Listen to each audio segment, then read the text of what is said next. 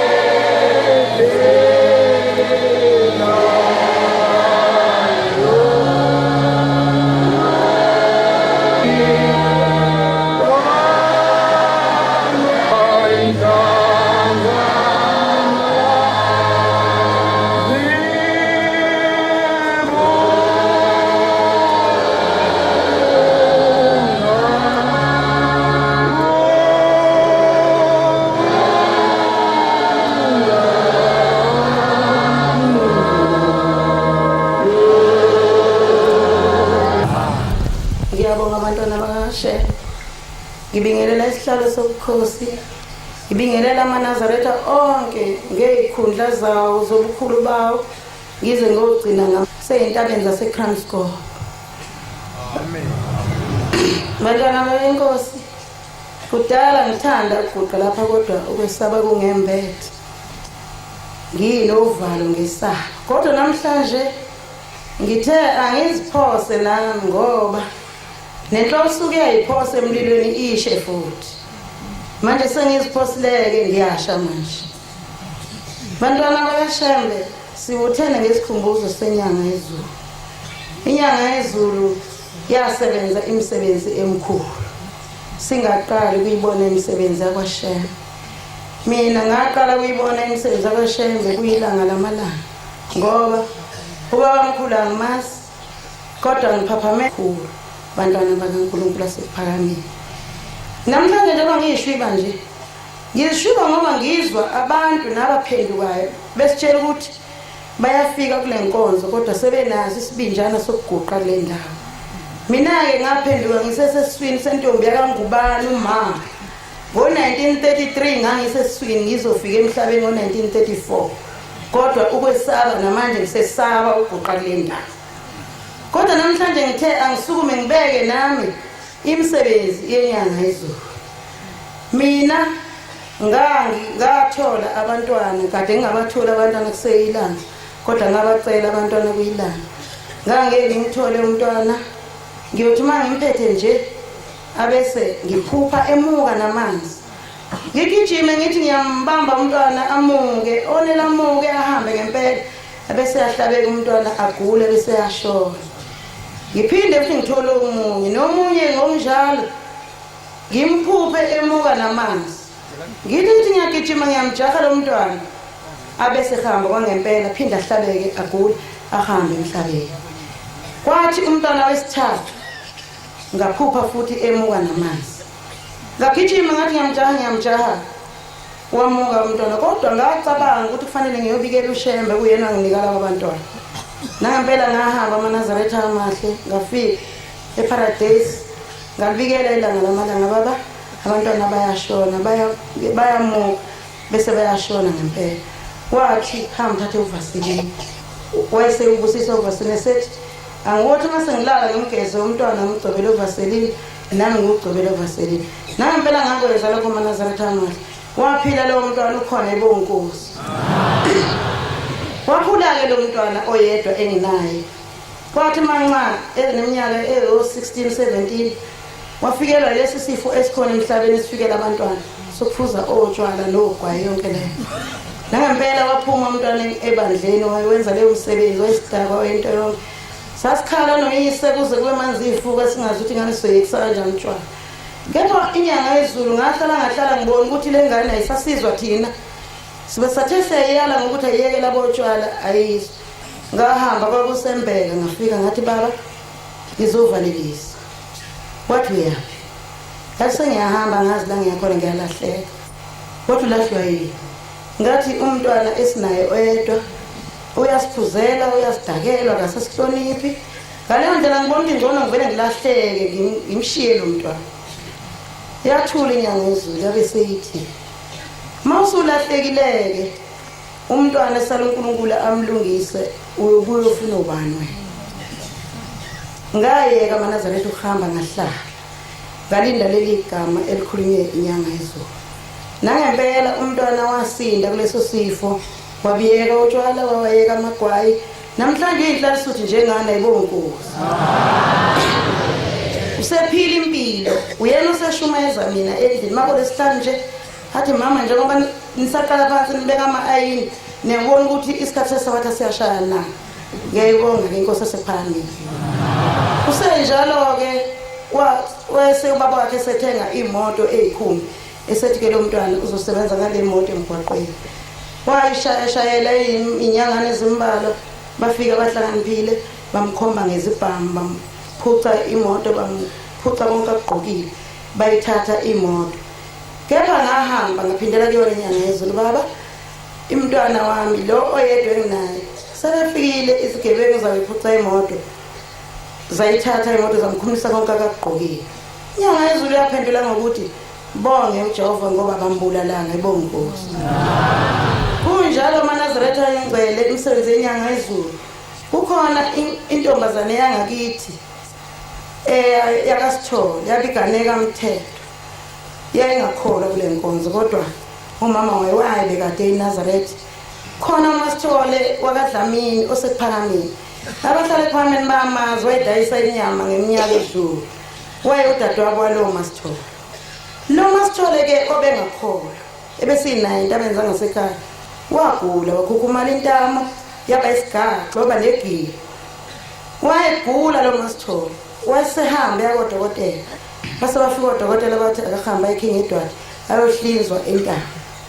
Wahamba wathi ngizofikela kudadewethu ePhakameni. Ngikwazi ukuthi angiphelezele siye eKing Edward. Nangempela wahamba lo Masithole oganeka umthetho ongakholwa kule nkonzo. Wafikela kudadewabo ePhakameni wamphelezela kudadewabo baye eKing Edward. Fika eKing Edward babhalisa walokuthiwa hobuya bengamhlinzi hobuya. Kwaze washaya isikhathi sokungena umhlangano la ebuhleni. Wabe sethi udadewabo hayi lento yakho ngiyiboni le yokuyohlinzwa. Mina ngibona ukuthi angikubophela imithwalo ngikuthengele ukudla ngiyovulela idokodo lami uhlale ebuhleni ubike lento yakho kubaba. Mina ngizophumelela ke emhlanganweni kodwa uzohamba wena ngiyokubeka ebuhleni. Nangempela uMasithole wakadlamini osekuphakameni wakwenza lokho. Wamthatha udadewabo wazombeka lapha ebuhleni. Wakhonza lo dadewabo njengamaNazaretha onke. Kwathi ngelinye ilanga kusetshenzwa la ngaphakathi kwakwakhiwa indlu kaMama Dube izindlu zokuqala phahlekwa thutha inhlabathi khiwa amanzi seza naye lo Masithole. Yabe ikhona inyanga yezulu ihamba phakathi kwethu iyale sathi gijima uyobika kubaba. Wagijima futhi waguqa ubaba wayibika le ntamo yakhe. Ubaba wambamba lapha esiphongweni ophakamisa ubuso bakhe. Wayeseyipotoza le ntamo esethi lethu Vaseline. Nangempela baletha lo Masithole Vaseline. Khuluma indaba zenyanga yezulu maNazaretha. Ngizolula kakhulu sengiyagcina. Ubaba eseyabusisa uVaseline esethi akawusebenzise lo mntwana obhilo Vaseline. Nangempela wawenza lokho. maNazaretha walala ubusuku obubili obuthathu. Ngathi ngimbona sengena ngale dokodweni kwami. Okay. Uyangibona ukuthi njani emqaleni. Ngathi mina njani. Wathi ngiphuphe. Ngihlangana nenyanga yezulu entabeni zangasekhaya. Ngaphinda ngaguqa futhi. Iyayibamba yangiphakamisa esiphongweni yabhekisa phezulu umqala. Yaphinda yangipotoza lento yaphela ebusuku ngalololo langa kwasa ingazibe nasegibisile babekhuluma beze bekhulume nangobaba wami umfundisi umngoma ngisabe ebusuku mangibafakazele ngemisebenzi neka baba umfundisi umngoma kade hamba nobaba omkhulu ukuthi kwenzekani Nkosi busisele izwi.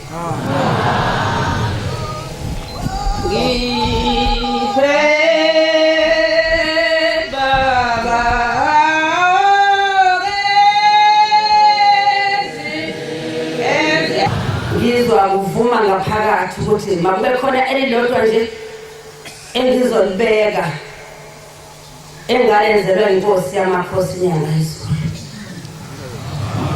maNazaretha amahle enkosini ngiyadinga zona zokumbonga uShemba ngobukhulu angenzela bona nabenzayo esizweni sakithi samaqadi. Bantwana bahle benkosi yezulu ngiyambonga uShemba njengoba nje sekhulumile umali okhulumile kade kuqala ngaphambili. Ukhuluma amazwi amakhulu nami bengase ngiwakhuluma ukuthi yena kukhulu uNkulunkulu wasePhakameni angenzela bona kodwa ngesaba ngiphakame ngikhuluma. Esikhathini eside sengidozile lo maNazaretha nami ngafela ngumntwana omncane sengize ngabhukabhukela lo maNazaretha. Kodwa baphakama abantwana bakaNkulunkulu besikhuluma izindaba zaShemba benzele zona kodwa mina ngibe novalo nokwesaba. Ngiyacela uNkulunkulu wasePhakameni ohleli esihlalweni sobukhosi kuba angiphe isibindi sokuba ngikhulume elilodwa inyanga yezulu engenzele lona. Bantwana bahle benkosi yezulu sasingazi izinto zididene phakathi komuzi wendlu wasePhakameni. Kepha kwasikhumbula uNkulunkulu wasePhakameni okwathi macisha ilanga uNkulunkulu wasePhakameni kwasajiyela nakuthandaza wangazi ukuthi konje Nkosi ngiyoba yini. Kodwa kwase kufike emoyeni wami ngaphakathi ukuthi ngiyakhumbula ukuthi lake lathi ilanga lamalanga ke lilanga eParadise lathi funani uShembe womoya Kwangifica lokho manazathi amahle enkosini secishe ilanga ngathi inkosi enkulu yasePhamini. Ngiyabakhumbula amazwi awakhuluma eParadise. Ngiphe lo shembo wakhuluma ngayo. Kodwa kwakufika ngaphakathi emoyeni wami ukuthi ngiyakhumbula abadala babehamba nenkosi umqalo wendlela. Ukuthi yakhuluma inkosi yamakhosi. Yabagcoba labo bantwana babo bobili. Yagcoba ilanga. Yayisegcoba inyanga. Kwafika ngaphakathi emoyeni wami ukuthi inkosi enkulu yasePhamini. Akube kupho ozosenzela khona na. Kepha ngikhumbula into yinye eManazaretha amahle enkosini. Msuwane ibhabhatiswa lenkosi yamaqadi. Angiqondile ukukhuluma ngalokho bantwana bahle lenkosi yezulu. Kodwa kuyafika ukuthi kakuphathe lokho ngoba yathi mayikhuluma inkosi enkulu yaManazaretha ngo-1969 isoyibhabhatisa lenkosi yamaqadi oyifaka emanzini. Yathi namhlanje itholakele indlalifa yobuNazaretha. Bantwana bahle benkosi yezulu ngiyambonga uShemba ngithenga zona ezokumbonga ngoba ngabe ngiyambabaza ukuthi umkhulu yesabela. Ngokuthanda kwelizwe lakithi laseMaqadini ngoba wakhona lapha emizini wendolo yasePhakameni kwakuseyisizwe samaqadi. Oyathi mayiphuma inkosi enkulu yamakhosi ilanga lamalanga lathi namhla nkosi letha amaphoyisa akho lo muzi ngiyawushiya nawo. Kodwa yathi mayisikhuluma ngesikhathi siyobhabhatisa ukuthi namhlanje itholakele indlalifa yobuNazaretha. Ngikhumbula ukuthi zathi izinto maseyididene aManazaretha amahle ayingcole cishe ilanga. Kwakukhona izithithiti. Kukhona isixakaxaka aManazaretha amahle enkosini. Nayo inkosi likhulume ngakho. Yayingeyinhle inyanga yezulu. Yaswela indawo yokuhlala phakathi kwasePhamini. Yaphuma yayikhaya la engqazweni. Kodwa lathi macisha leli langa njengoba yayikhulumile inkosi yamakhosi yathi inkosi yamaqadi ngiyawushiya lo muntu ngushiya nawo.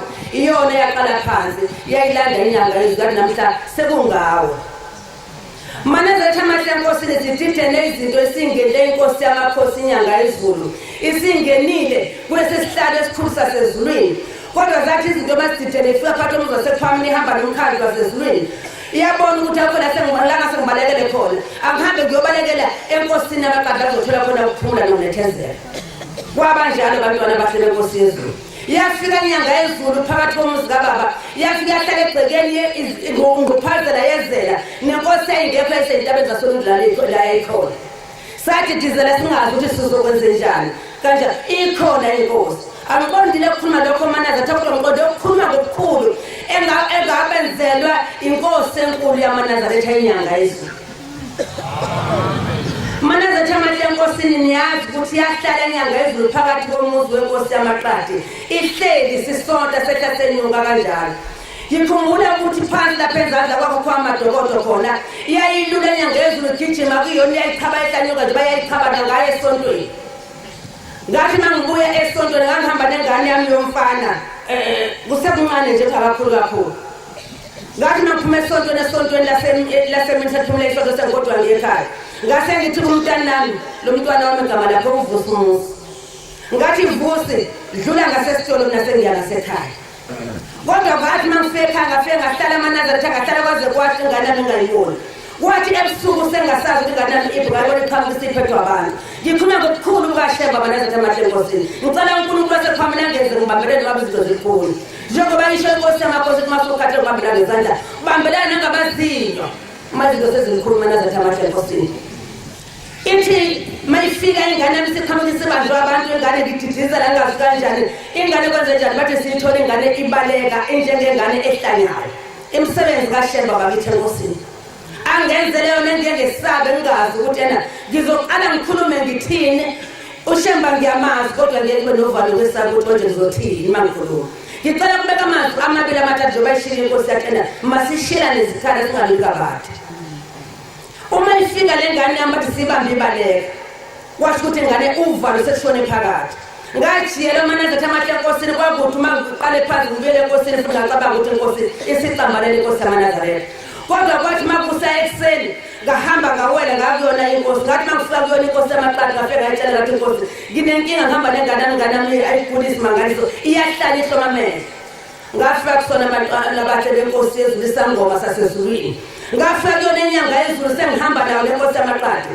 Ngathi mangifika kakhuluma ilutho yaqala yona qala yathi awulethele umntwana yathi unenhlanhla yathi kuhle ukuthandaza. Manazaretha amahle enkosini ukuthi uthandaza bazosithiwa izinto zikhulu.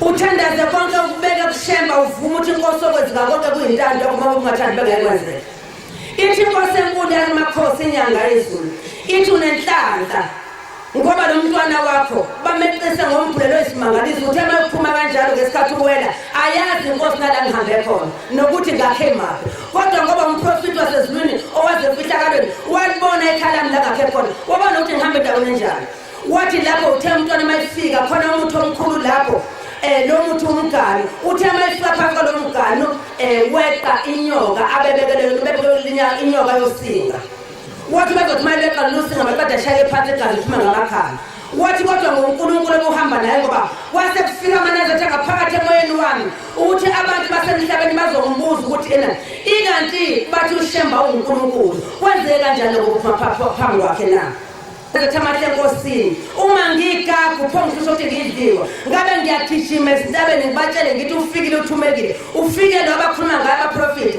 abathuyeza nje usefikile ngisho ukuthi manje Thamahle enkosini lowo owayekhona emandulo umqali wendlela namhlanje kusewuye njengoba kuthi ezinkonzo ezithuthi Jesu wasemandulo kusenguye thina sithi uShemba wasemandulo kusewuye yena lona namhlanje la ibonge inkosi yamakhosi manje Thamahle enkosini uShemba kasipho ukukholwa ngambona leyo langa ngathi mina Nkosi yasekuphakameni kanti ilanga lamalanga kalihambanga kanti likhona ithe inkosi yamakhosi masesithela ilanga elihlazezulwini lase lisiyela uthi ngolenkosazana lwathi bantu abami nodlani wanivuka khona nimbambele idondozela ngalolu thingo olungaphukiye mana Thamahle enkosini ngicela uNkulunkulu wasephani mahlale lithi ngithi mangimbonge uShemba ngezela khona kwamntana namhlanje insizwa eyisimangaliso mayiqhamukanana ngalokukhulu kwenkosi yasephani eyathi ube ngasekho ube sehambile isindaba sesihambile ngoba bamdwebele uJuko omeko kanjalo wathi usinga umntwana abeleqile wathi futhi ulibonile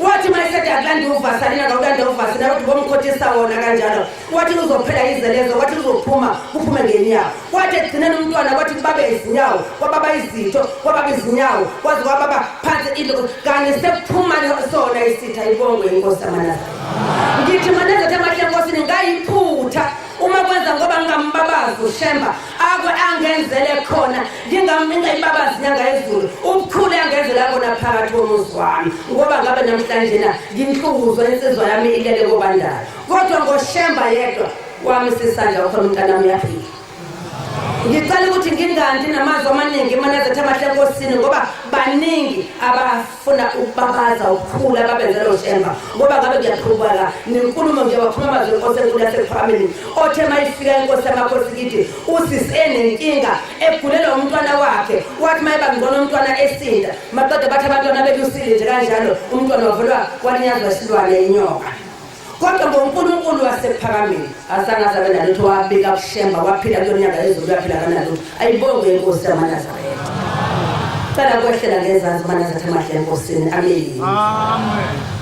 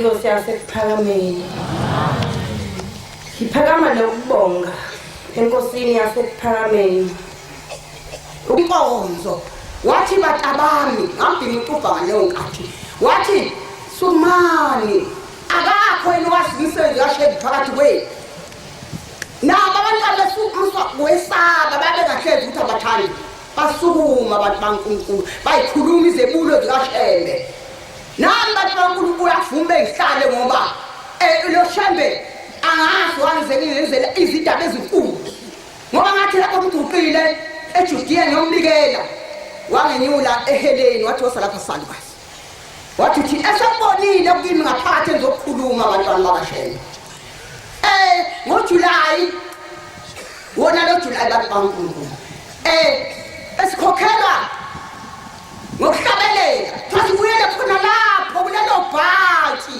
sabangishayisaka kodwa ngiyayithanda ngoba akikho kwami okaShembe wathi ngisahamba batabami ngisawushintsha wathi ngisawushintsha ibhathi ingane zami wathi wayinsizwa wathi niyangihlelezela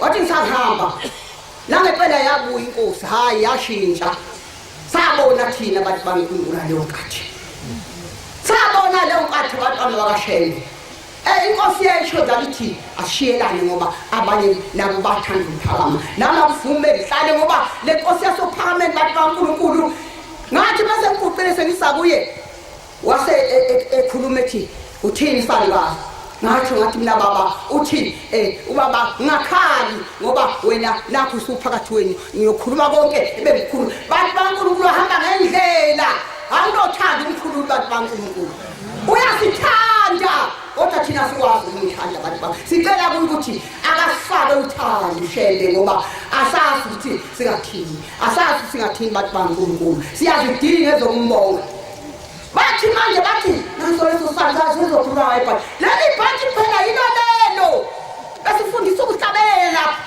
ngoJuly sasingapha ngase-office uthiwa singahlabeleli ezindlingili ihlabelele nazi ihlabelele siqale sihlabeleleni singahlabeli thina sibadala nje bese sikhotha ukuthi sivuma kuthina bese sikhotha ukuvuma kunokuhlabela bese kukhona abantu baNkulunkulu lafika ibhathi lathi baba ubuyelane eqaleni mva lathi ubuyelane mva kaNkulunkulu konke lokho ujabula ngaphakathi sijabula igazi ngaphakathi bantwana bakaShembe washintsha intombi zabuyela enjani yazo kwakuyisidwaba enjani lazo konke lokho uShembe wasophakameni siyambonga abantu baNkulunkulu inkosi ayibusisizwe la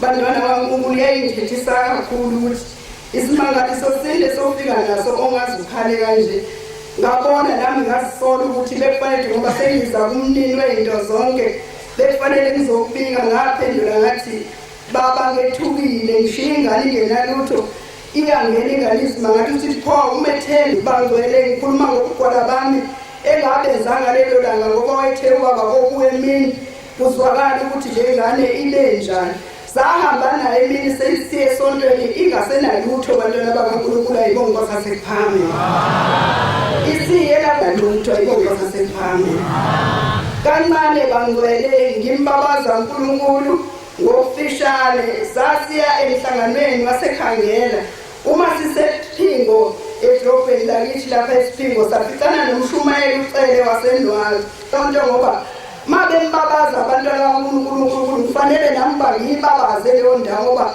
wazi bonakalisa njalo inyanga yezulu ukuthi uNkulunkulu uthunyiwe ezulwini ayibonga kwasasephambili uthi uthengele ilanga uvele wathi icela wababiza bonke abashumayeli wathi khiphani isihlalo sami nisibeke lapha kwadingakala uba ukuthi ngoba useyathukuza manje lo muntu uyingisele ngempela ukuthi ngesikhathi iphuma inyanga yezulu uzolisika leli khanda giyegana bantwana bakaNkulunkulu waphuma uba uthi wahlala esihlala uthi ngiyaxoxela mntangangeni isimangaliso sihleli noNkulunkulu emhlabeni bathi bethi basondela abantu bezothi baba kanti uthi asisikhiphe nje isihlalo kuyohlala wena na wathi ngithi angihlale beseza kusibanibani mbizeli-ke sengihleli azolithatha leli khanda lamagiyengana bangcwele ngibabaza uNkulunkulu bangazi lokusaba ukusiphethe ukuthi siyombabaza nini uNkulunkulu omkhulu kangaka ukuthi izitha zasephani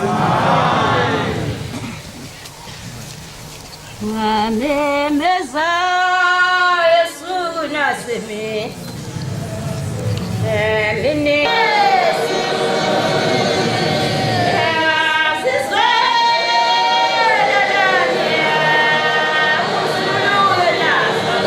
ngiphakamela izwe lokomthetho leziwe inyanga ezulu kulona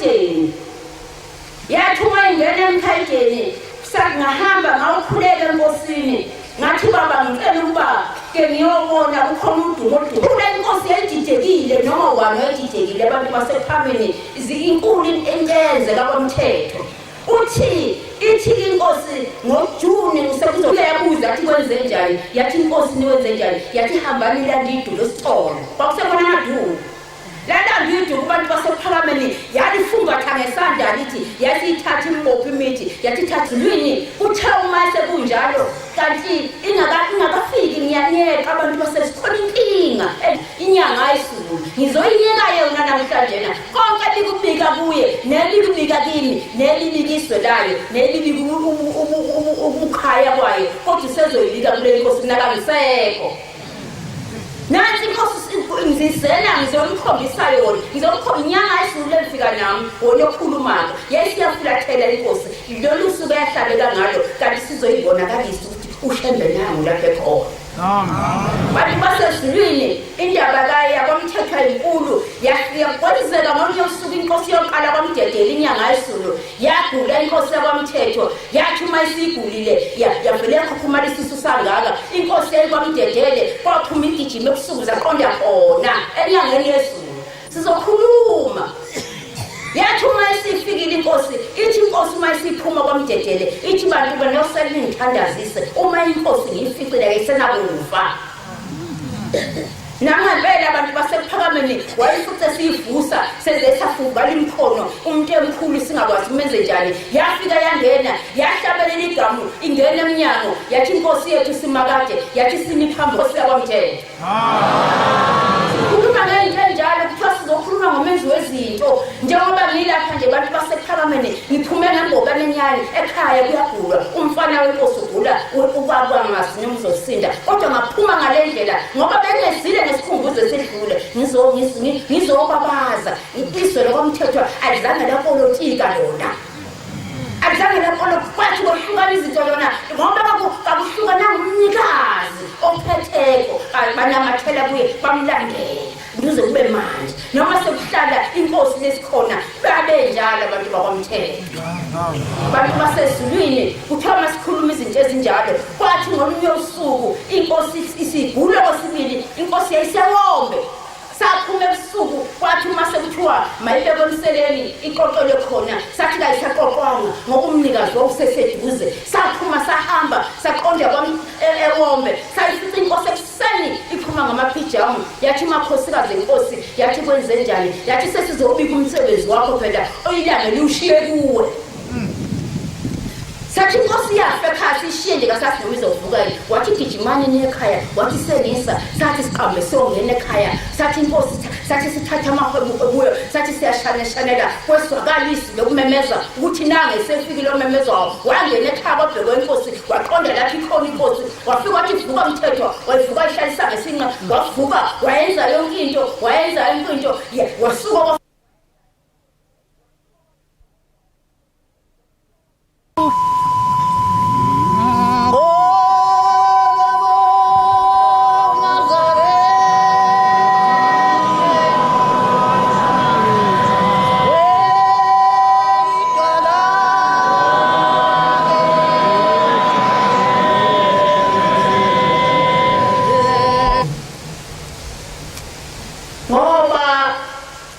inyanga yedlulu mina ngihambile nayo amazwe mhlawumbe angeke ngiwahambe kodwa manje kangazi ukuthi ngizoqala ngakuphi ngigcine ngakuphi engizokhuluma nje ukuthi uNkulunkulu akathi mangaza lethu singambonga ngani ngoba akasishiyanga ushembe kuhlanjaleni uNkulunkulu wasephaleni isikhathi esingaka inyanga yedlule ingaphathekile kahle sithandana singazi ukuthi kanti kwenze njani kanti yona iyazi ukuthi yenzani phakathi kwethu ekwenzileyo phakathi kwethu kasikwazi ukuthi singakubonga ukuthi sikuthini ngoba kungaphezulu kwamandla ethu ngoba sithe sithi siyakhala kanti inkosi sisesifundeni yebhesi Manazarethe asazi ukuthi singabonga sithini engizokubonga nje ukuthi la ekhaya mina ngihlalile la ekhaya inyanga yezulu yathi mangesitolo lapha kade ngihlala lapha esitolo uma ngisesitolo ngagula noma ubani wangibona ukuthi ngagula kanjani ngase ngimisele ukuhamba sengisho ngithi ngangasathandazi ukuthi kanti ngase ngithi Nkosi mayenziwe yathi indaba kodwa kanti inyanga yezulu kayifuni nami ngathi sengigula ngempela sengivukele ngisho umzimba ngathi ngibona ungena uma uMaDube ehamba noNdunakazi wayesumshumayeli ngasikhathi ngimakazi wangena uma uMaDube wafika wahlala wathi Mkhokheli sithunywe ubaba kuwe ngavuka ngathi kubo ngayama ngodonga ekamelweni khona lapha esitolo njenginamandla engikulo ekamela wathi uthi ubaba hamba uye umntwana womnewenu osembaze ngakho ukuthi kwasenhlizweni hawu ubaba akasafuni ukumbona noma engizwe ukuthi sengithule useyangisusa phambi kwakhe inhliziyo yami yayibuhlungu kodwa ngingazokuphendula ngoba ushende kaphendula kwasuka uMaDube wangibophela ngoba ngangasenamandla uhamba ngingasakwazi nokubopha wangibophela uMaDube ngathi ngizwayethi uma nayi imoto isisemnyama ngangihamba noNdunakazi owangisa kwaPamba bantu bakaNkulunkulu ngikhona nakho ngikhona phakathi kwenu ayithandanga nami kuye kuthi noma sekufika okwasemhlabeni ukuthi hawu lonke ikhumbulo ukhuluma wena ebese ufika usushaya uNembezi ukuthi wawuvuselwani kanti noma wavukani khuluma okubonileyo ngoba njengoba uvuka nje wakho ukuthi wavuswa yini bantu bakaNkulunkulu maNazaretha ingcwele ngavuka nakho ngikhona phakathi kwenu uNkulunkulu wasephameni nakuleli fana lokuqala elingalena samu ufika wena efuna ukuthi singene eMozambika washona ngomlomo wathi ngabe ngihamba nabo ngizongena nabo bonke ngempela sakena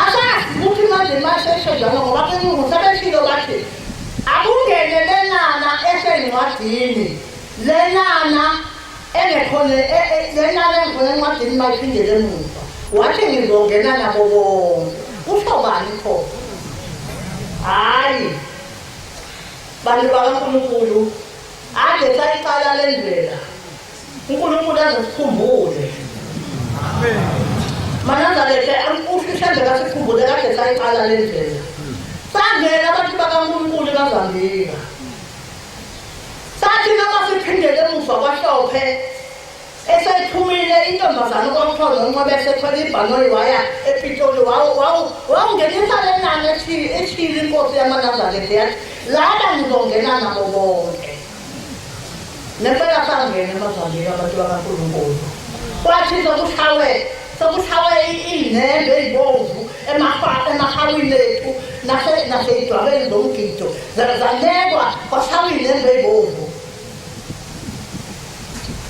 sangena eMozambika uNkulunkulu wasephakameni lefilo sathi masifika kwahlophe kwakhumbula umvangeli umthetho wathi maNazaretha ngiyakhumbula ukuthi kwanikezwa kwathiwa ubaba kanikeze engangeni eMozambika na yathi inkosi yamaNazaretha kanti yini enavalayo yathi fulani wakuvole ngosheleni kodwa savula ngothusheleni thina sasikhona lapho kuleyo ndawo ngisho ukuthi-ke uNkulunkulu wasephakameni mkhulu sidinga ukuthi singambonga ngani futhi singamezelani ngosenzela khona uyasithanda ushele asazi ukuthi singamezelani bantu bakaNkulunkulu ngiye ngiyingcineke mina ngingazi ukuthi ngibale enhliziyweni yami ukuthi umbalo wendlela ngimbonile mina amehlwane nangigijimile ngehashe impunga emswawayo mina umuntu wami uyalazi ithoba lomqali wendlela wayiqeda kuthi hayi ngangithandela lapha emntwini ngiyengifuna ukuthi unembezi ushaye ngaphakathi ukuthi manje ngizohlala kanjani ngoba ngibona indaba enkulu ngabona indaba enkulu namhla ngisayibona ngiyengishaya njengoba ukuthi inkosi angazi ukuthi uqondeni ngami ngempela noma inkosi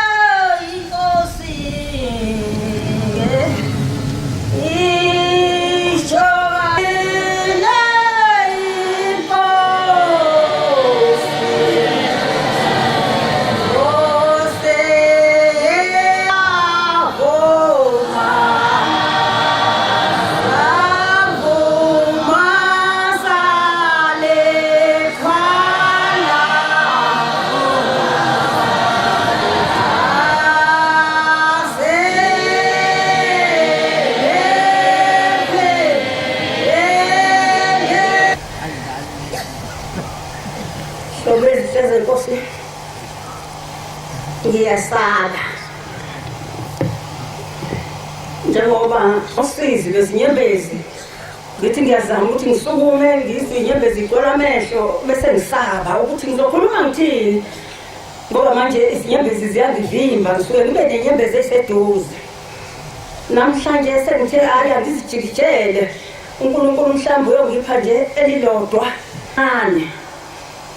inkosi izalwa omdala uma izalwa inkosi endala kuma inkosi ezala inkabelelo maNazaretha yafika le nkosi lapha sididekile singazi ukuthi siyini emhlabeni siwaleni madoda safika isilwane sikamhlola mina nje ngangingazi ukuthi ngoba ngikwazi ukuthandaza ngangazi ukuthi ngoba ngithandaze ngiholo ubani ngoba ilanga lihambile amsekho kuyangihole kodwa kwathi lemhla ngangasenalo lezi lokukhala selishile nje sengihoshoza ngikhoba ngezandla lingasekho izwi kodwa ngadabuka kakhulu sengibona ubaba eyale ngathi mina ayo bese ngibuya ngizobuka inyawo bese ngithi mina hawu yakufana kunjena amakhosi aqhamuka ezulwini ngoba ishimino yabo imino emncane ayinjengeya eyamadoda kwakuyimawele ezalwe kanjani lawa bandla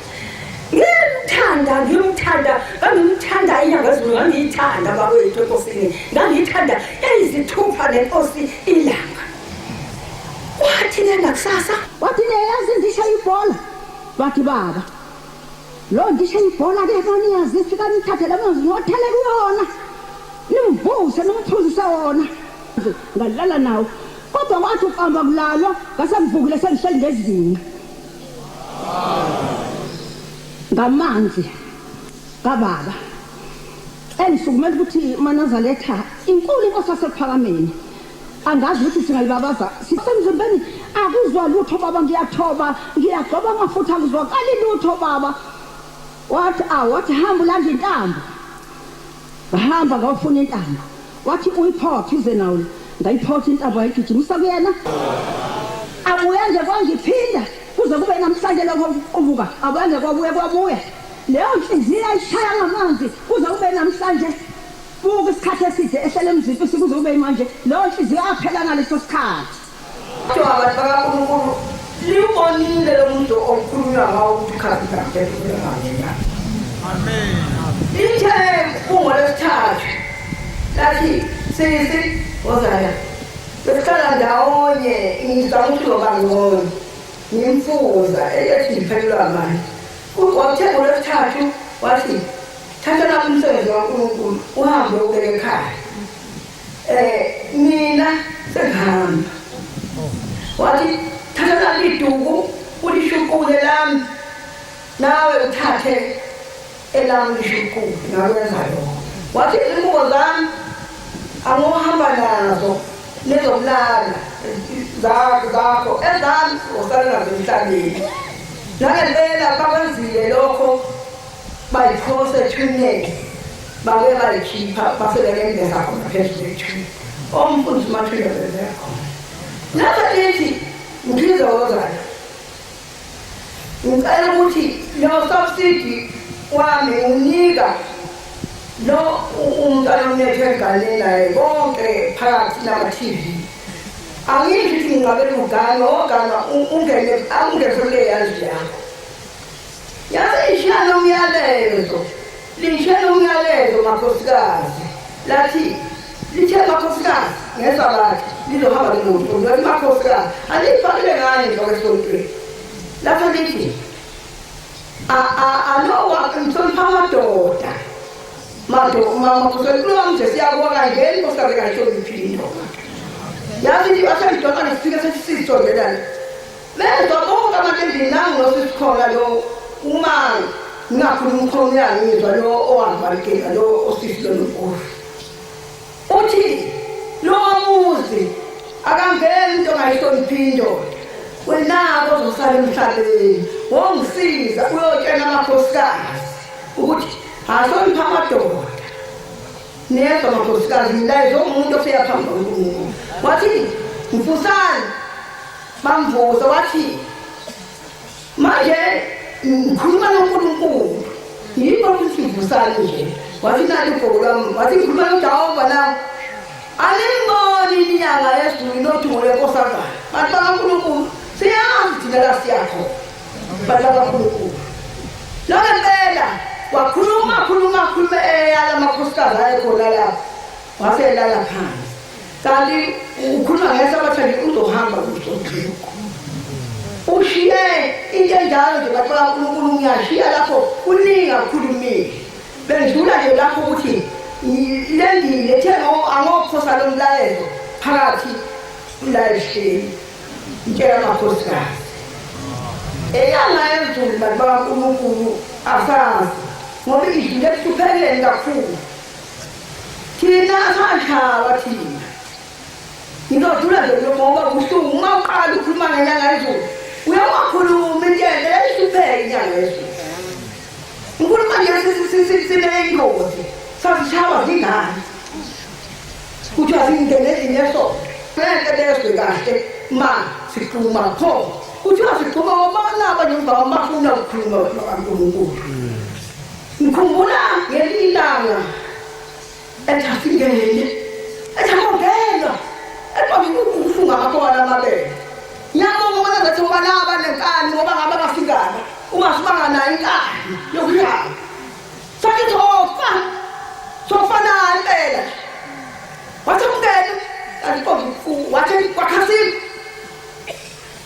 sangasala nabantu ingane ngayibeletha ngathi nje imali athi kwakongena ngaphakathi nakempela wakhuphuka inyanga yezulu yayafika kwakhasinde amadoda la kanti uyahlola ukuthi amadoda la nempi athathukuthele nashaba emabhani ngiyasonshaba umntwana athathukuthele athi yasala enye ilona izembe lapha etebisweni enzathi indoda ezinyamakhosi uthi omunye umthetho wezani wedlamini uthi abo kodwakala kwabaningi sobathi umthetho abantu abantu egaqi umhlelo khona egaqi umhlelo omkhulu nomkhondo ithi nje manje angikwazi ukufika abanye bafana yathi mayeka inyangabona umjiba ukhukhumala wenyanga yezulu wehlaka kwakhasile bantu bakaNkulunkulu sikhonze phakameni wathi mabona entondlela ethugwaneni ilaba omdala yaphambuka sibona lempi manje yathi nje bazobhubha phela abantu manje ngoba banamandla asibangalile bangodoshela wathi baphambuka baphuma baningi bathatha ulagama bashona ngaphakathi uthengesa bathatha boni ahlukekile amakhona amabele wathi bathi uNkulunkulu ahluma bakaNkulunkulu sibuya kude thina nenyanga yezulu bantu bakaNkulunkulu inkosi ibusile abahlukanga abafundisi abahlukanga abaphathi abahlukanga amakhosikazi amadala ngizobeka phambeka khona bantu bakaNkulunkulu ngoba kosuke kufuke umoya usuke khuluma into engeke kuphela inkosi usenisizwe amen yes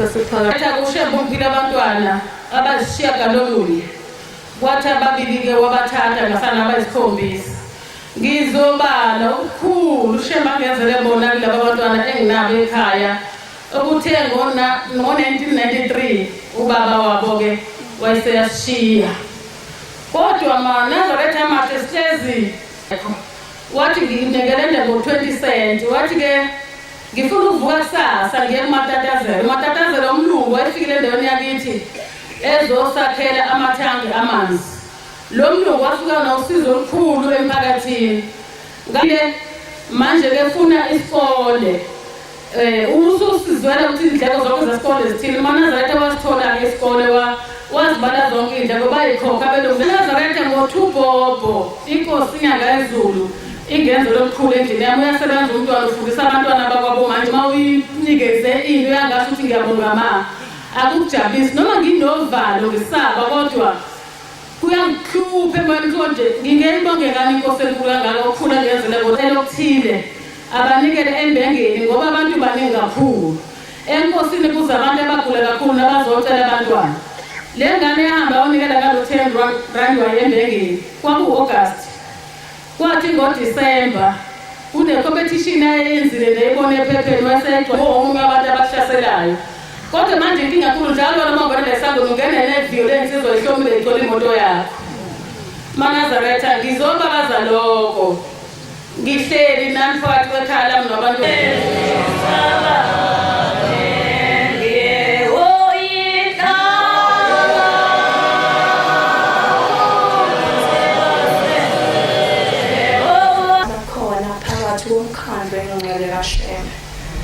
Banqele ngiyumntwana omncane kakhulu ngiyazicelela uNkulunkulu osephakameni angiphe nje amabili engizokhuluma ngabo ngenyanga yezulu inyanga zaze zeqa kwaze washaya umhla wa-15 enyangeni yeshumi maNazaretha amahle udokotela owayebe engisebenza wayesethi kufanele ngihambe icamehlo wadonsa isihlalo wahlala eduzane kwami wathi mntanami ungesabi wathi ngobe nginale kusasa ntambama wathi sengiyahamba-ke ngizothatha lolu valo ukuthi ungesabi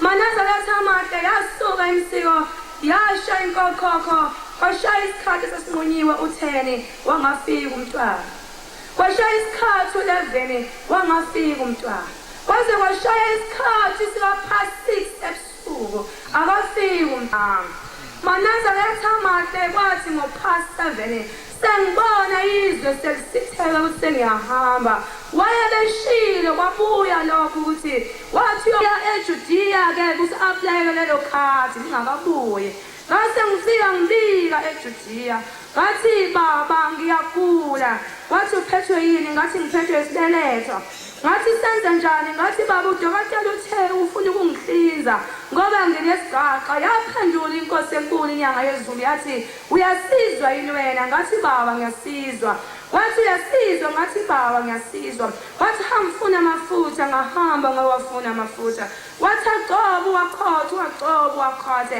maNazaretha isigaqa sabe sesiphenduka umntwana angaze ngihlinzwe ngikhishwe isigaqa maNazaretha sakathi kimi ngazizwa ngiba nokushisa ngagedezela ngaphuma sengijuluka wonke umzimba ungathi kade ngigquma ngahamba ngayohlala phansi kwesihlahla ngangazi ukuthi kwenzekani maNazaretha wabe sengiqala ukumbona ngathi uma ngimbona ngashaya uvalo ngathi hawu ngoba naye nje inyanga yezulu kwaphinde kwasukunyaze futhi kuye inkosi lwangena kimi emlonyeni kwenza njengoba kwakwenga ihambe nathi ekuhambeni esikuhambayo siqoqa abantu bayo isipha amandla isipha ukukholwa isipha ukuthembeka inhlalo ezimini zethu sikwazi ukukhuluma ngeqiniso lezi lakhe maNazaretha ngiyabonga inkosi busise elikuzwileyo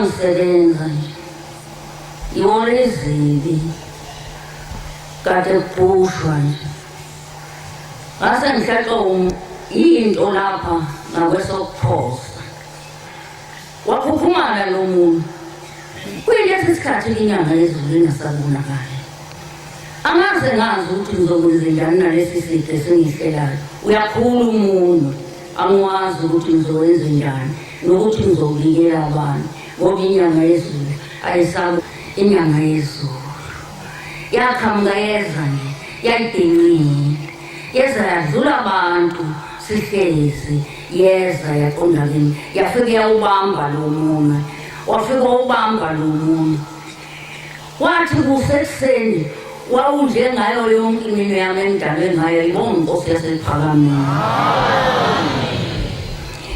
laphaya ukhona nentwana yabo abasebeyibekile ukuthi mayifika ubabamkhulu uqashwe kuyo bacafuna ke lapho basebemnika ubabamkhulu wayesethi cha namhlanje angizuyemukela abantu abami le mali hambani nina niyomthelela emthunzini baphuma-ke bamshiya eJudiya kwabamkhulu bahamba baye emthunzini bantwana bakhe basePhakameni uthi ungema basukuma baya laphaya emabhukwini abo uthi base bephenya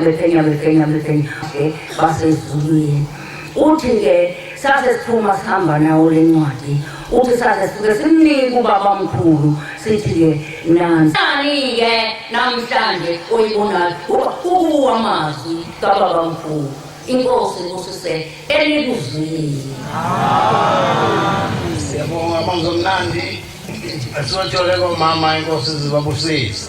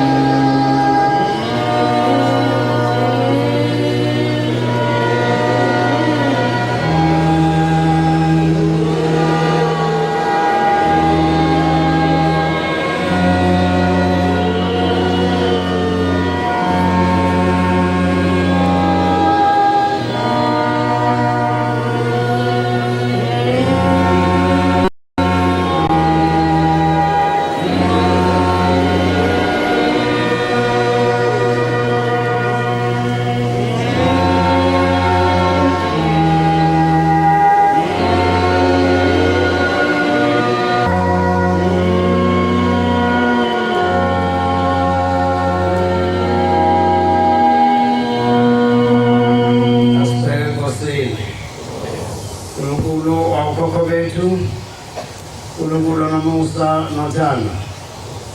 Baba sibonga leli thuba siphela nala namhlanje lokuba sikhumbule inceke yakho ithumele kuthina. Sicela Nkosi wenze ubaba sibheke asivikele Nkosi nasezitheni zethu. Sicela umthongo obuhle usiphe baba namaphupho amahle. Sicela umsaka uNkulunkulu nothando lukaMoya Oyingcwele uba uhlele phezu kwethu sonke manje kuze kube phakade. Amen.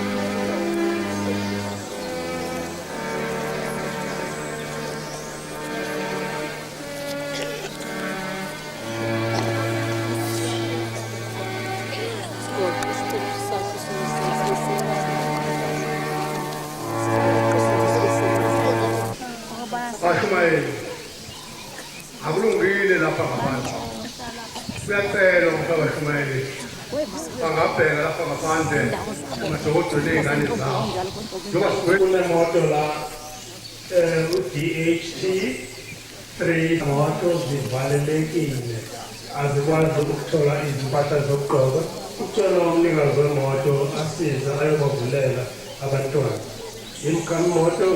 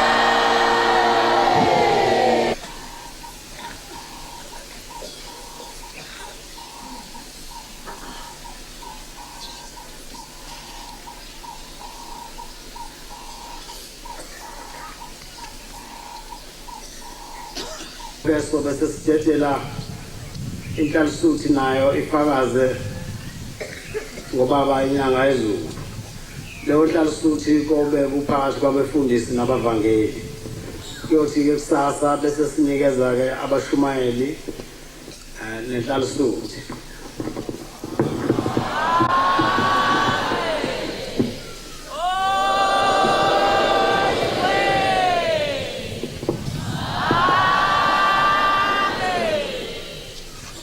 Ngenxa yomsa wakhe nangegama lakhe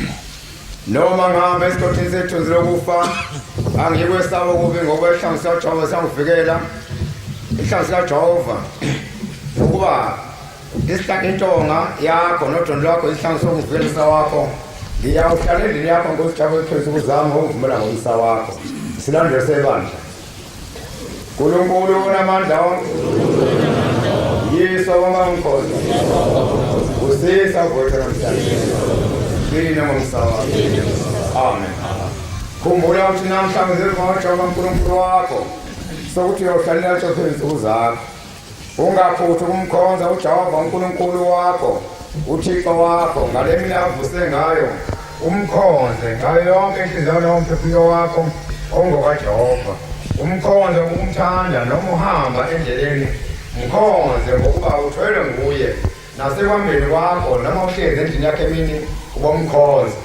noma usemsebenzini wezandla zakho mkhonze ngokuba uyena onika umphefumulo wakho ukukhuthala noma uthuma indodana yakho nendodakazi yakho uyithume egama likaJehova uyithande indodana yakho akuphela uJehova ehlungula sekuhluphekeni isilandelo sebandla uNkulunkulu uyifundise kahle indodakazi yakho ukujumisa uJehova uNkulunkulu wakho ungaze uthwale icala ungayifundisi kahle kwakho izinsika zendlu yakho mazidumise uJehova neminyango yendlu yakho mayidumise uJehova bandla ethobekileyo nehloniphekayo likamenzi wezulu nomhlaba umenzi makavume ukusisa ukuguqa kwethu nokuzithoba kwethu amen uNkulunkulu Nkosi yomsa nesithembiso siyakubonga nokubonga ukugcina kwakho ngalobu suku namhlanje silandwe sebandla uNkulunkulu onamandla onke Yesu wangamkhonza sisa vuka namhlanje sine ngomsa wakho